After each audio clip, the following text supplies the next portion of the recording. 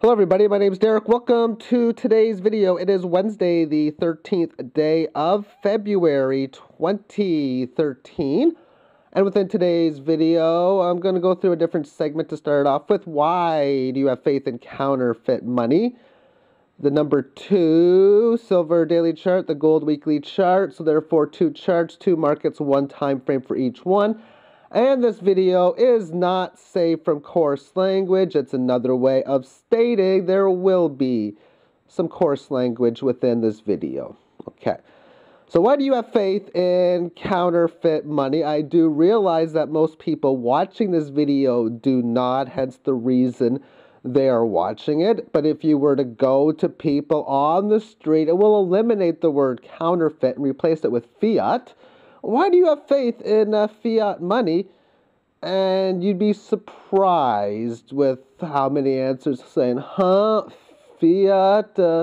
It's obviously people not getting the situation, to say the least. So therefore, I put the word counterfeit in. Made an imitation of what is genuine with the intent to defraud. Money, a store of value.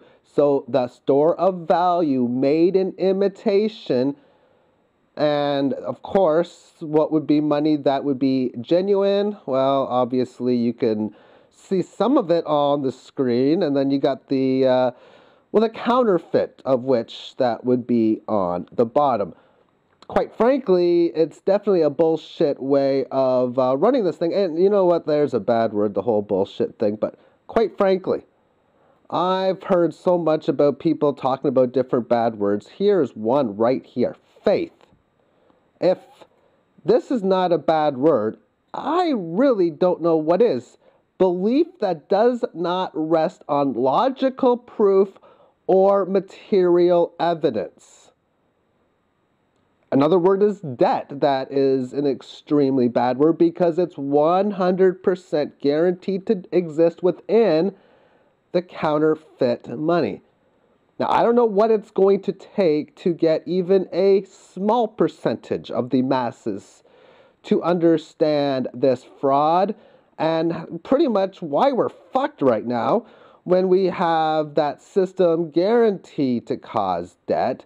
The masses just ignoring the problems that come with it and trying to fix the solution without even considering the root cause and hoping with faith that everything will work out. Okay, well, for the rest of the video, it is now safe from coarse language. Let's now go on to the daily chart for silver.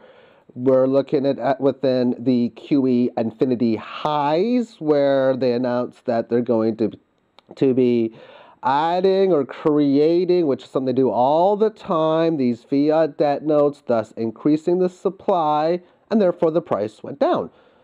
Okay, so now we got this pattern here of these lower highs, lower lows. Now within this 18 average band, to reverse the trend, you wanted to do some sort of sideways action, but really break away from what was a downtrend, and then come back to the 18 average within it, which is here. Okay to pierce it a little bit, like it did here. That's normal, that's common, like you see here. And then take out the resistance in which was established. That part never occurred. So now we spent the last 3 days within this area of the low, this 18 average band, now starting to decline. So I'll say the same thing again now, that it has to come back to this 18 average at some point and then break through the support in which it established, because although it's a choppy market, it's looking as if it's going to have a test of the mid-30s, low 30s, which could be quite fatal for the short to mid-term time frames. Okay, weekly chart for gold. Same sort of deal here, actually. You have this big high and this big low, and then you have all this choppy nonsense. So now what we see is You break away from this declining 18 average band, you come back to it, find support, okay, and then break out from the resistance in which was established. It never even tested that level, no. So now it's broken down, came down and found resistance at this declining 18 average. For this to be a bear market, we need to see this break out conclusively, easily, or noticeably well, that it breaks this support level, which is looking very close, and then we'll be talking about a test numero 4 or 5 or 6, but really 1, 2, 3, and if it comes 4, of around the 1530, 1540 level. Now overall, in the last 10 to 15 years, the prices of gold and silver have been in that of a bull market. And the price of palladium, platinum are doing well right now, and it's been in a long correctionary phase. Now, how long we're going to be in this correctionary phase, you know what? I'm quite frankly getting sick of it, but there's nothing I can do to control the length of it. And we've had long corrections in the past. Silver and gold corrected for 20 straight years within the entire decades of the 1980s and the 1990s.